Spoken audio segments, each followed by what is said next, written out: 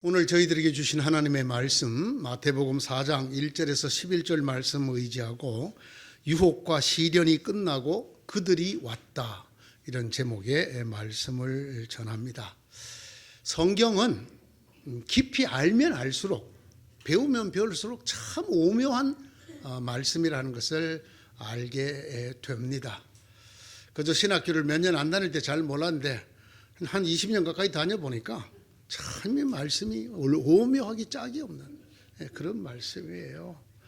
이 성경은 말이죠, 이 내용이나 이런 것만 오묘한 게 아니라 이 성경의 편집 자체에도 매우 깊은 그런 뜻이 들어있는 아주 감동적인 책입니다. 성경은 그래서 이 배열, 어느 걸 앞에 놓고 어느 걸 뒤에 놓고 하는 이 배열에도 대단히 깊은 의미가 들어있는 그런 책입니다. 예를 들면 마태복음이 왜 복음서 전체에서 제일 앞에 나왔을까요? 왜 제일 앞에다가 두었을까요?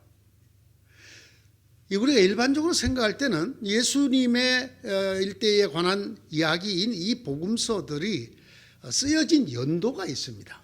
어느 게 가장 먼저 쓰여졌는가? 일반적으로 마가복음이 가장 먼저 쓰여졌다고 합니다. 그렇다면 마가복음이 제일 앞에 나오면 이게 저작 연대 순이라는 걸 알 수가 있잖아요. 근데 그렇지 않고 마태복음이 떡하니 앞에 나와 있단 말이죠. 그러니까 신약 성경, 적어도 복음서의 배열은 이것이 쓰여진 연대 순으로 배열된 것은 아니라는 것을 알 수가 있죠. 그러면 이것을 배열한 의도 또는 그 기준은 무엇이었을까요? 이 다른 말씀들보다 마태복음이 독특한 게 뭐냐? 이걸 먼저 사람들이 주목을 합니다. 해보니까 유난히 마태복음에 구약에 대한 이야기가 많이 들어있더라 하는 것을 발견하게 되었습니다. 그래서 또 참 자세히 들여다봤더니 이 말씀의 시작이 다른 복음서와 전혀 다르더라는 것입니다. 예를 들면 마가복음은 1장 1절이 이렇게 시작합니다. 하나님의 아들 예수 그리스도의 복음의 시작이라. 하나님의 아들의 일의 시작이라는 말로 시작을 합니다. 요한복음은 어떻게 시작합니까? 태초에 말씀이 계셨다. 이 말씀이 하나님과 함께 계셨고 이 말씀이 하나님이셨다. 그는 태초에 하나님과 함께 계셨다. 그래서 까마득한 태초 이야기로부터 예수님의 이야기를 풀어나갑니다. 그런가 하면 누가복음은 우리 가운데 일어난 일들에 대하여 차례대로 이야기를 엮어내려고 손을 댄 사람이 많이 있었습니다. 복음서를 쓰려고 했던 사람들이 있었고 또 여러 복음서들이 있었다라는 것을 얘기하면서 나도 이 모든 것을 상세히 살펴보아서 제 나름대로 다시 순서대로 써보내기로 작정했습니다 라는 말로 시작을 합니다. 그 이유는 이것이 그대인 데오빌로 각하께서 믿고 있는 바가 맞다는 것을 알려주기 위해서다, 이렇게 쓰고 있습니다. 그런데 여러분, 마태복음 어떻게 시작합니까? 아브라함의 자손이요 다윗의 자손인 예수 그리스도의 계보는 이러하다. 난데없이 족보로부터 시작을 하는데 그 족보가 누구의 족보냐? 아브라함, 다윗과 연결되어지는 예수 그리스도를 설명하기 위한 계보, 족보라는 것입니다. 다른 세 복음서에는 전혀 구약과의 상관관계를 염두에 두지 않고 시작을 하는데 이 마태복음만 아브라함과 다윗의 자손 예수 그리스도의 족보다 하면서 누가 누구를 낳고 누가 누구를 낳고를 쭉 쓰고 있습니다.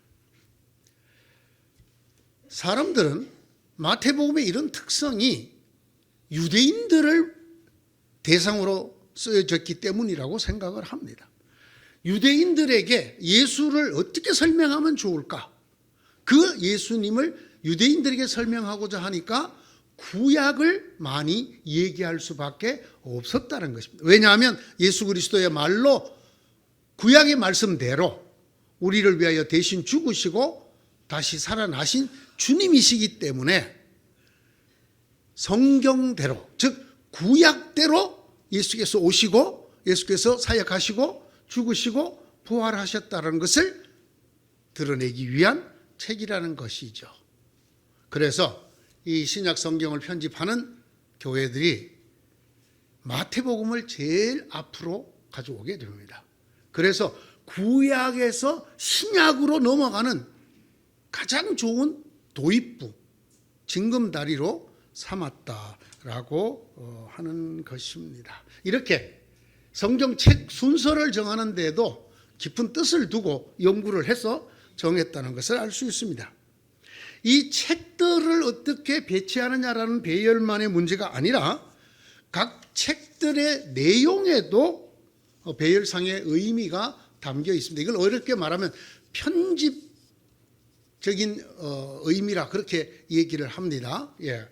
이 편집을 이렇게 하고 저렇게 하고 한 것이 성경에 있다는 것입니다. 조금 전에 말씀드린 것처럼 예수님의 족보가 마태복음에만 나오는 것이 아니라 누가복음에도 나옵니다.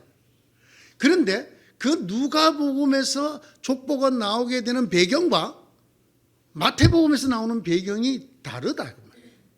다를 뿐 아니라 순차도 바꿔져 있다라는 것입니다. 이름도 때로는 다른 이름이 기록되어 있고 그리고 순서도 다르고 여러 가지가 다르다라는 것입니다. 예를 들면 마태복음에는 여자 이름이 족보에 넷이나 나오는데 누가복음에는 여자 이름이 없죠. 예전 우리들의 족보에도 여자 이름은 기록하지 않았습니다. 그런데 이 마태복음에는 여인의 이름들이 기록이 되어 있다라는 것입니다. 여기에 누가복음과 다른 마태복음의 의도가 있다는 거예요. 뜻이 있다라는 것입니다. 여러분께서 잘 아시는 예수님께서 풍랑을 나무래시고 잔잔하게 하시는 그런 이야기를 기억을 하실 것입니다. 그런데 여러분 성경을 자세히 읽어보면 이쪽 복음서와 저쪽 복음서가 순서가 다릅니다.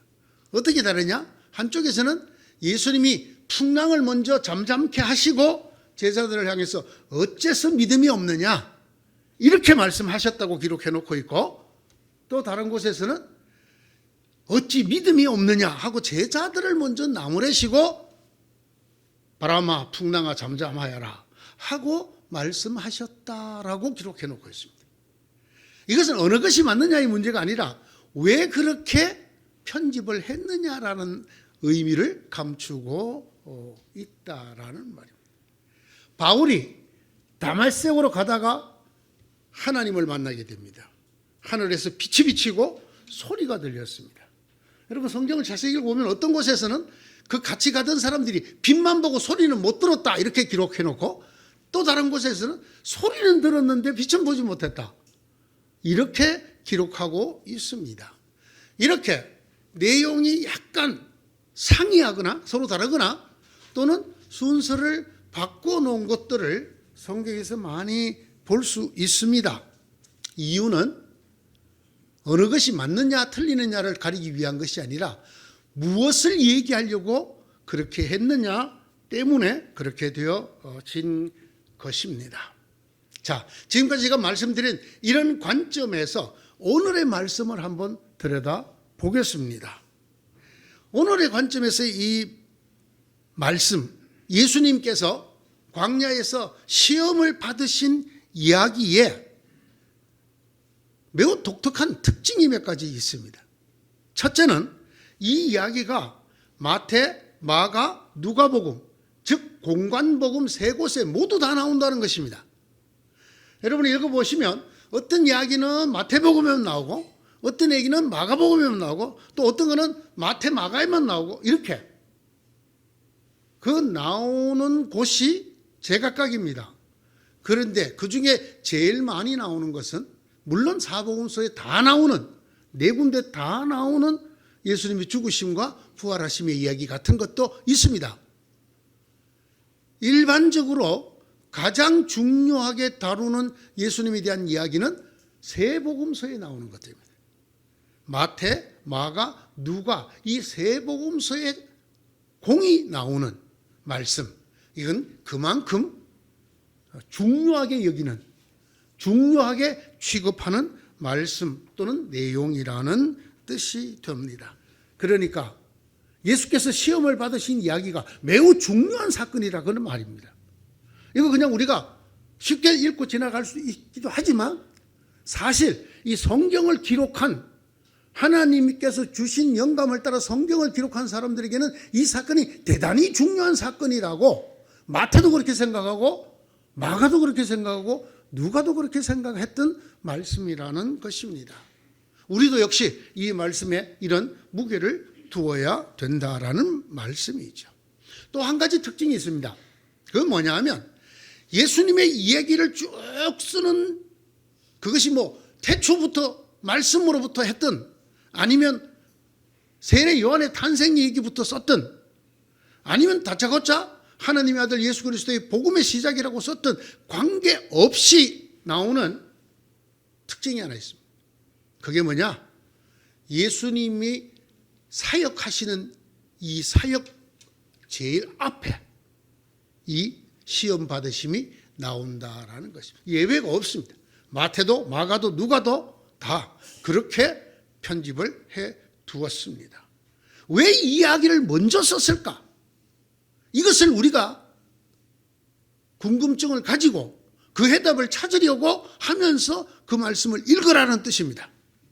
왜 예수님의 하고 많은 이야기들 중에 예수께서 시험을 받으신 이야기를 제일 먼저 꺼내고 있는가라는 것입니다. 왜 그랬을까요? 성경 어디에도 왜 예수님의 시험 받으심을 제일 먼저 우리에게 알려주는가, 그것을 직접적으로 말하는 곳은 없습니다. 그러나 우리가 다른 성경들과 마찬가지로 왜 이것이 제일 앞에 나왔을까라는 의문을 가지면서 이 말씀을 자세히 들여다보면 그 의중을 우리가 짐작할 수 있습니다. 자, 예수님께서 사역을 시작하시기 전에 시험을 받으셨다, 시험을 당하셨다, 이 내용을 오늘 11절까지나 기록하고 있습니다만은 한 문장으로 요약하면 어떻게 될까요?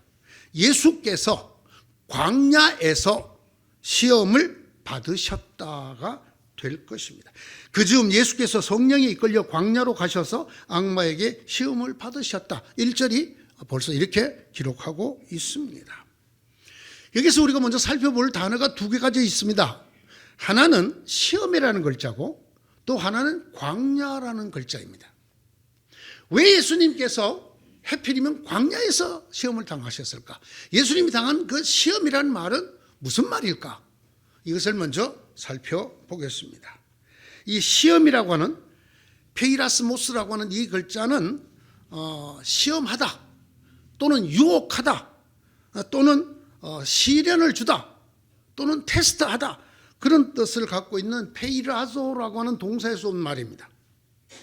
그래서 이 시험이라는 글자, 우리 한글 우리가 갖고 있는 성경에는 시험이라고 번역되어 있지만 다른 성경에는 시련 또는 유혹이라고도 번역할 수 있는 그런 단어입니다. 제가 생각할 때 가장 예수님 받으신 시험에 가까운 번역은 아마 테스트, 그런 의미에서 시험이 가장 가까운 뜻이라고 저는 생각을 합니다. 그러니까 예수께서 광야에서 시험을 받으셨다라는 문장을 달리 표현하면 예수께서 광야에서 시련을 당하셨다라는 말도 됩니다.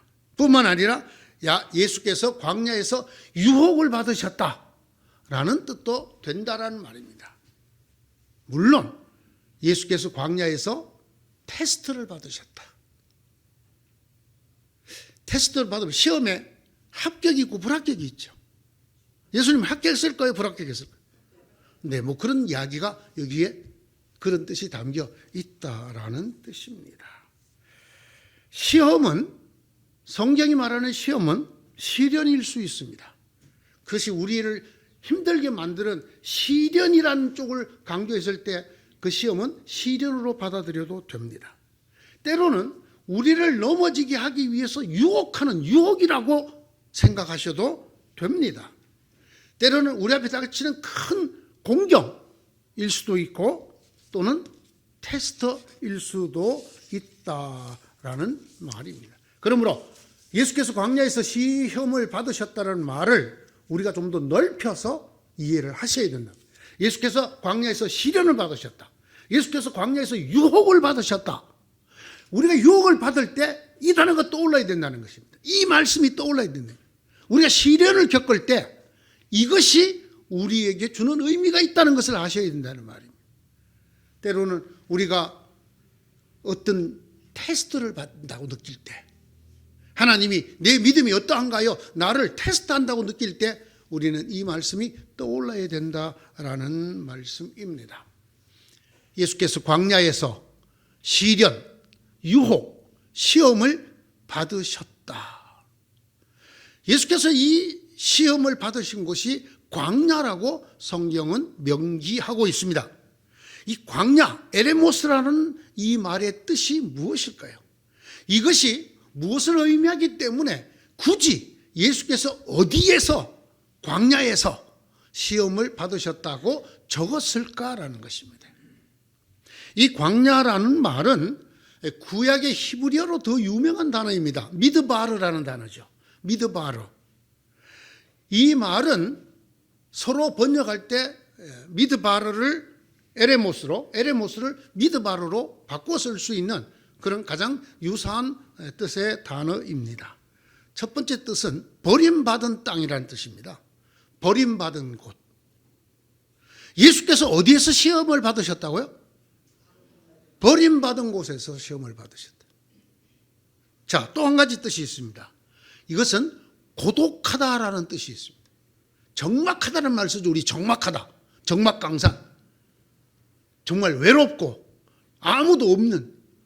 예수께서 광야에서 시험을 받으셨다는 말은 예수님께서 적막하게, 외롭게, 고독하게 시험을 받으셨다라는 뜻이 된다는 말입니다. 그래서 우리가 정말 이 세상에 아무도 없고 나 혼자 내버려져 있는 것 같을 때 이 말씀이 떠올라야 된다 그 말입니다. 세 번째는 거친, 황폐한이라는 뜻이 들어있습니다. 광야에 아무것도 없습니다. 아주 거칩니다. 그래서 우리가 삶의 어떤 거친 여정을 지나갈 때 우리에게 주시는 음성이 여기에 들어있다라는 말이죠. 우리가 광야는 흔히 황야라고 부르기도 합니다. 그곳에는 특징이 두 가지가 있는데 수목이나 풀이 없습니다. 그리고 물이 아주 귀합니다. 이런 메마른 땅을 의미하는 글자가 광야인데 이 광야는 동시에 다른 뜻도 가지고 있습니다. 그것은 구약 히브리어로 쓰여진 미드바르라는 글자에서 우리가 유추할 수 있고 또 구약의 여러 사례들을 통해서 살펴볼 수 있는 것인데, 즉 광야는, 미드바르는 다바르가 있는 곳이라는 뜻입니다. 미드바르와 다바르가 어원이 같은 글자입니다. 이 다바르가 뭐냐? 말씀입니다. 하나님을 만날 수 있는 곳이 어디냐? 광야라는 것입니다. 그래서 이스라엘의 많은 선지자들이 광야에서 하나님의 음성을 듣습니다. 그가 광야로 나갑니다. 이런 이야기가 구약에 많이 기록되어져 있습니다. 세례 요한이 광야에 나가 삽니다. 예수님도 광야에서 시험을 받으셨습니다. 이 말은 예수님 받으신 시험이 이중적인 성격을 갖고 있다는 것입니다. 거칠고 적막하고 그리고 버림받은 곳에서 시련을 겪으셨다는 뜻일 뿐만 아니라 그곳에서 그것을 이기고 하나님의 음성을 들었다라는 뜻도 가지고 있다라는 말입니다. 굉장히 심오한 뜻이 들어있죠. 여러분이 정말 죽을 것 같은 시련, 유혹, 시험을 받을 때 그곳에 동시에 뭐가 있다? 하나님의 말씀이 있다라는 거죠. 이것을 흔히 광야의 이중성이라고 말합니다. 특별히 성경에 나타난 광야의 이중성이라는 것입니다. 모세가 하나님을 어디에서 만났습니까? 미디안 광야에서 만나요. 광야는 하나님을 만날 수 있는 곳, 하나님의 특별히 말씀이 있는 곳입니다. 미드바르는 다바르가 있는 곳입니다. 그러나 그곳은 정확합니다. 그곳은 황폐합니다. 그곳은 버림받은 땅입니다. 왜 그럴까요? 성경에는 그곳에는 하나님만 계시는 것이 아니라 마귀도 있기 때문이라고 써요. 마귀도 같이 있는 곳입니다. 여러분 오늘 1절이 뭐라고 기록을 하고 있습니까? 1절. 여러분 1절 한번 보십시다. 그 즈음에 예수께서 성령에 이끌려 광야로, 즉 하나님이 계시죠. 그런데 뭐라고 그랬어요? 광야로 가셔서 누구에게 시험을 받았다고? 악마에게. 이 광야에 예수님께서 받으신 시험에 하나님과 악마가 같이 나와요. 이게 성경이 말하는 광야의 이중성, 이 광야의 시험의 이중성이라는 것입니다. 그곳은 정말 마귀가 우리를 잡아먹으려고, 우리를 쓰러뜨리려고 우리를 가혹하게 다루는, 풀도 없고 물도 없는 그 메마른 땅에서 우리를 적막하게 만들고 외롭게 만들고 버려진 느낌을 갖게 만들고, 그리고 아주 황폐한 영혼이 되도록 만들지만 동시에 그곳에 하나님이 계시고 하나님의 말씀이 계시다라는 것입니다. 그러므로 여러분, 오늘의 이 말씀을 한마디로 요약한 예수께서 광야에서 시험을 받으셨다라는 말은 매우 깊은 뜻을 갖고 있어요. 예수께서 어디에서 시험을 받으셨다고요? 광야. 그곳에 누가 있다고요? 악마와 하나님이 있다. 여러분이 누구의 편이 되고 누구의 사람이 될 것인가는 이제부터 우리가 듣고 본 대로 하기 나름. 결론을 먼저 오늘 얘기합니다. 오늘의 이 말씀의 결론은 대단히 좋습니다. 그때에 악마는 떠나가고 천사들이 와서 예수께 시종을 들었다. 옛날에 수종하였더라. 이렇게 되어 있어요. 악마는 떠나가고 천사들이 와서 예수님의 시중을 들었다. 여러분, 이 시중을 들었다라고 번역을 한 게 참 못마땅해요, 저는. 왜? 이 말의 뜻이 식사를 도왔다라는 뜻이거든요. 예수님에게 식사를 차려드렸다라는 뜻이에요. 자, 예수님이 지금 광야에서 며칠 굶으셨어요? 시장은 하실까요, 안 하실까요? 조금 시장할까요? 많이 시장할까요? 뒤지게 시장하셔. 예? 정말 돌들이라도 떡을 만들어 먹고 싶을 만큼. 그러나 그렇게 줄이신 예수님께서 식사상을 받게 되는 것은 이 시련을 이긴 다음에 악마가 떠나가고 천사들이 와서 예수님의 식사 시중을, 가운데 하나 넣어야 돼요. 예수께 식사 시중을 들었다. 지금 예수님께 가장 필요한 게 뭐예요? 드셔야 되죠. 드시고 기력을 회복하셔야 하나님 일을 하죠. 그죠? 이것을 누가 와서 해주었다? 여러분 오늘 설교 제목 한번 보세요.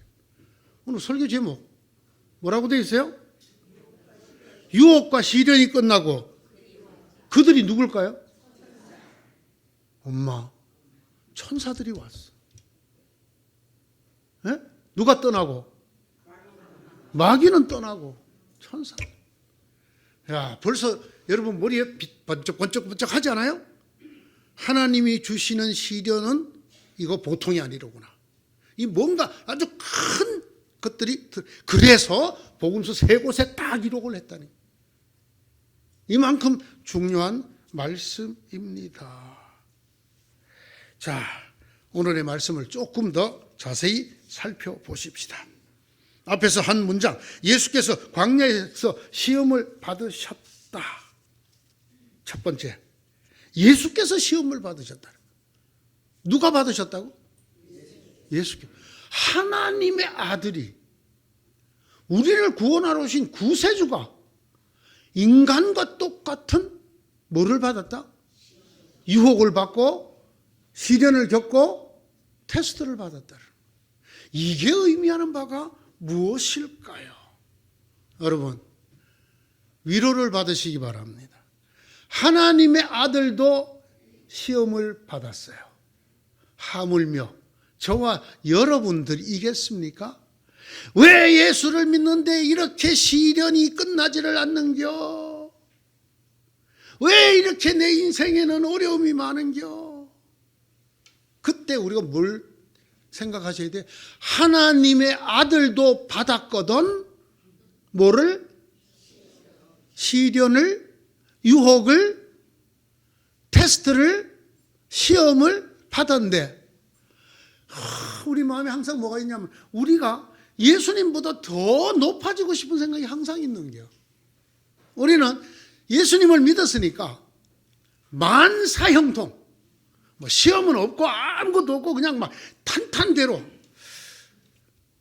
요즘 젊은 어머니들께서 이 카톡에 그 뭐라 그러죠? 제일 앞에 올리는 거, 그걸 볼 때가 제가 가끔 걱정되는 부분이 있어요. 그게 뭐냐면 자기 아이들에게 이렇게 말을 해놔요. 평생 꽃길만 걷기를. 평생 꽃길만 걷기를. 불가한 줄 아옵고 불가능하옵니다. 아니 되옵니다. 신앙의 할비라도 아니 되옵니다. 그것은 하나님만 걸을 수 있는 길이옵니다. 하나님의 아들 예수 그리스도도 그 길을 걷지 못하였습니다. 예수님도 꽃길만 걷지 못하였습니다. 하물며 우리겠어요? 그런데 우리는 이 예수님을 팔아갖고 이렇게 가르치는 사람들이 흔히 있습니다. 이제 여러분 앞에는 모든 것이 형통할 것입니다. 거짓말이에요. 바른 말이 아니에요. 어떻게 인간에게 시험이 없고 시련이 없고 유혹이 없단 말이에요. 말도 안 돼. 예수님요, 유혹이 여기서만 끝나지 않아요. 겟세마네 동산에서 예수님 기도하는 걸 보세요. 십자가를 바로 앞에 놓고 구세주로서의 그 마지막 순간까지 와서 아버지여, 할 수만 있으면 이 잔이 내게서 물러가게 하여 주옵소서. 아버지, 모든 것을 할 수 있으니 이것이 가슴 속에서 소용돌이를 칩니다. 하물며 우리가 시련도 없고 시험도 없고 유혹도 없는 길을 걷겠다고? 목사님, 내가 이렇게 예수 열심히 믿는데 왜 이렇게 되는겨? 왜 그럴까요? 그 얘기가 이제 차차 나와요. 왜 그럴까? 제가 볼 때는 이래요. 하나님이 여러분을 사랑하시기 때문에. 하나님이 여러분에게 시련을 안 주면, 시험을 안 하시면 하나님 머리 위에 올라가 앉아. 이게 인간의 본성이야. 하나님처럼 되리라. 이 마귀의 속삭임이 인간이 존재하는 한 영원히 유효합니다. 인간은 뻑하면 교만해지고 오만해집니다. 우리는 하나님보다 더 높은 곳에 앉아서 하나님을 나의 심부름꾼, 나의 앞길을 팍팍 밀어주는 그런 큰 종으로 생각하기가 너무나 쉽습니다. 그런 사람을 바로잡는 데 가장 좋은 방법은 시련을 주는 거예요. 교만한 사람을 낮추는 가장 좋은 방법은 별거 없어. 뭐를 하면 돼요? 시련을 줘요. 네? 하나님께서 여러분을 사랑하시기 때문에 예수님도 시험을 받으셨어요. 하물며 우리일까요? 자, 이것만이 전부는 아니에요. 예수님께서 시험을 받으셨다는 말에 아주 더 깊은, 정말 우리들에게도 너무 좋은 말씀이 있어요. 그게 뭐냐? 하나님께서 구세주이신 예수 그리스도, 하나님의 아들로 하여금 완전한 인간을 경험하게 하셨어요. 인간됨을 경험하죠. 인간의 연약함을 다 체휼하게 하셨다. 네? 사실 뭐 하나님의 아들이 무슨 시험을 받을 필요가 있겠어요? 그렇잖아요. 예수님 말씀대로 12영이나 되는 천군을 불러다가 싹 쓸면 되는데 뭘 할 수 있겠어요? 아니요, 5병 이어갖고 5,000명 메고 12광주리가 남도록 하시는 분이 40일 굶었다고 뭐 떡을 못 만들어 먹어요? 그러나 하나님께서 우리 구세주 예수 그리스도에게 이런 시험에 들게 하신 이유가 있습니다. 그것이 무엇이냐? 인간이라는, 하나님께서 그를 구원하라고 보낸 우리 인간이라는 것을 속속들이 체휼하라는 것입니다. 몸으로 경험하여 알으라고 하는 것입니다. 그래서 인간의 연약한 사연을, 인간의 연약한 사정을 속속들이 알아서 제때에 제대로 그들을 도우라고 하시는 것입니다. 그러나 우리에게는 하늘에 올라가신 위대한 대제사장이신 하나님의 아들 예수가 계십니다. 그러므로 우리는 신앙 고백을 굳게 지킵시다. 우리의 대제사장은 우리의 연약함을 동정하지 못하시는 분이 아닙니다. 그는 모든 점에서 우리와 마찬가지로 시험을 받으셨습니다. 그러나 죄는 없으십니다.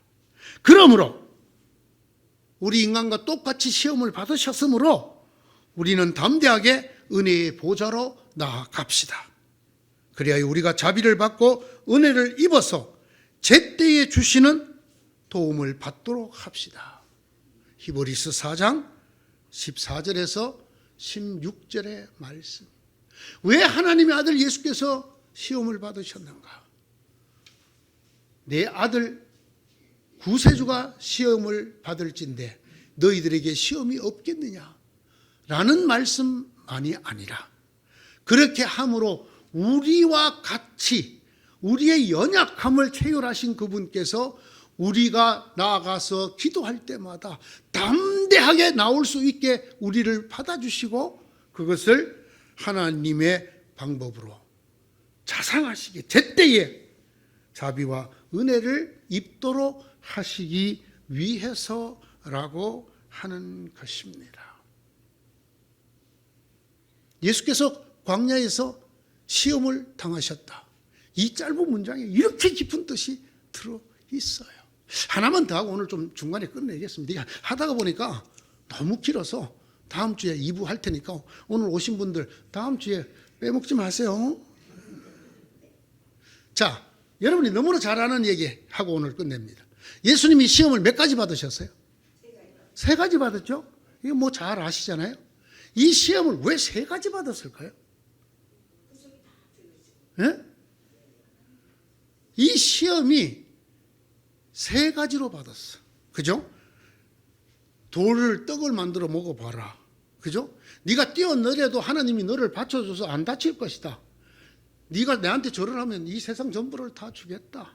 이것에 대한 해석이 참 많이 있습니다. 잘 되어 있고요. 그냥 쉽습니다.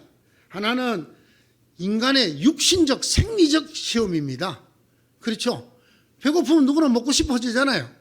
더구나 내가 능력이 있으면 그 능력을 이용해서 그거 취하고 싶어요? 안 취하고 싶어요? 취하고 싶어요. 그러는 거예요. 그러는 거예요. 예, 그러라는 유혹.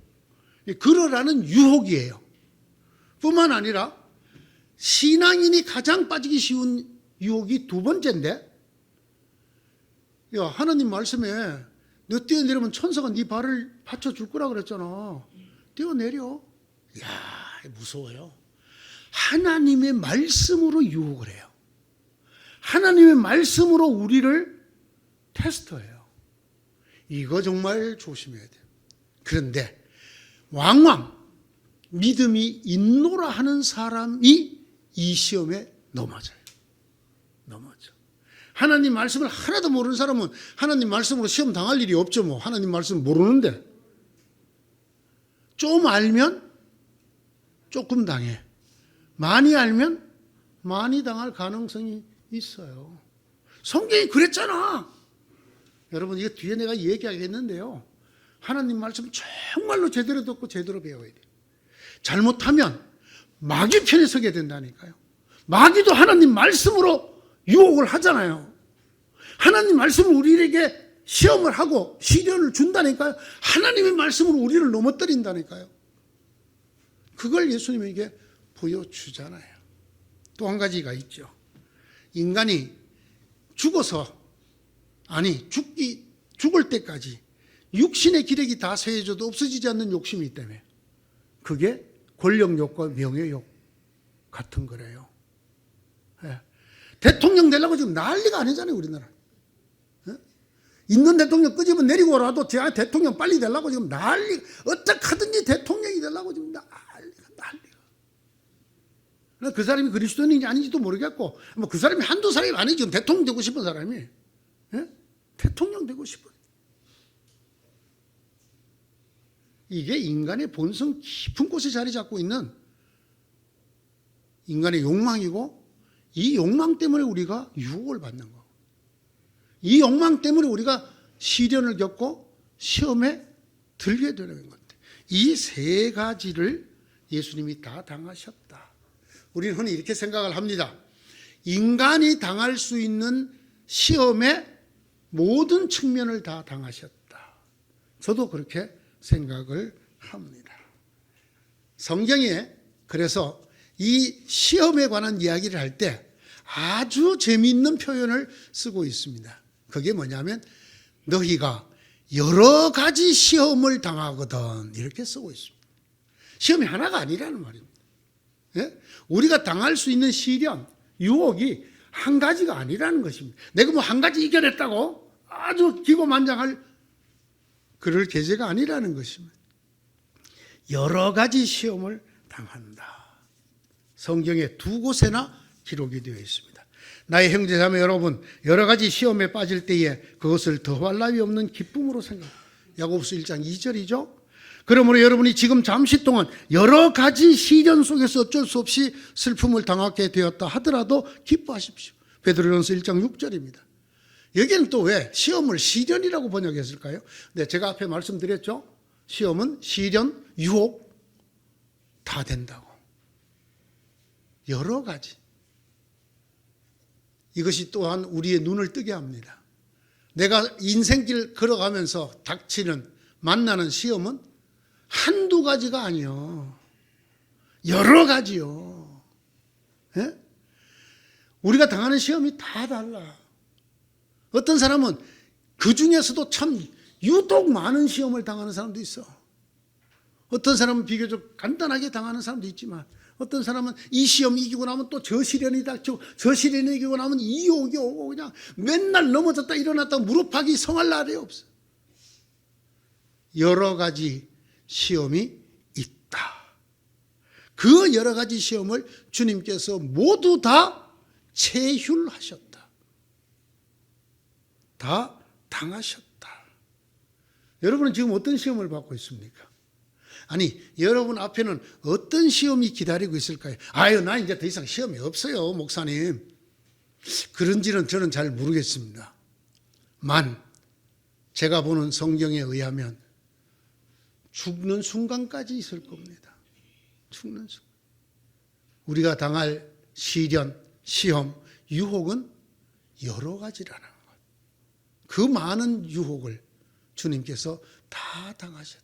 우리가 이 유혹, 저 유혹을 당할 때마다 주님께서 광야에서 여러 가지 시험을 당하셨다는 말을 기억하라는 말이고, 그로 인하여 우리가 큰 힘과 위로를 얻으라는 말씀이죠. 오늘 여기까지 합니다. 기도하십시다. 시험이 없는 날을 꿈꿉니다. 시련이 없고 아픔이 없고 고통이 없고 유혹이 없는 날을 꿈꿉니다. 그러나 주님께서는 우리에게 보여주십니다. 하나님의 아들 구세주인 나도 시험 속에 살았다. 주님, 저희들에게 힘이 되어 주십시오. 저희들에게 왜 이토록 어렵고 긴 많은 여러 가지 시련을 주시는지 주님을 생각하며 힘을 얻고 주님 안에 있는 하나님의 크신 위로와 은혜를 알고 또 우리의 것으로 삼아 갈 수 있는 저희가 되게 하여 주시옵소서. 오늘 성경 우리에게 말합니다. 유혹과 시련이 끝나고 하나님의 천사들이 와서 그를 도왔다. 우리도 그런 삶으로 늘 승리하는 저희들의 신앙 여정이 되기를 간절히 사모합니다. 주님 함께하여 주시옵소서. 예수님 이름으로 기도드리옵나이다. 아멘.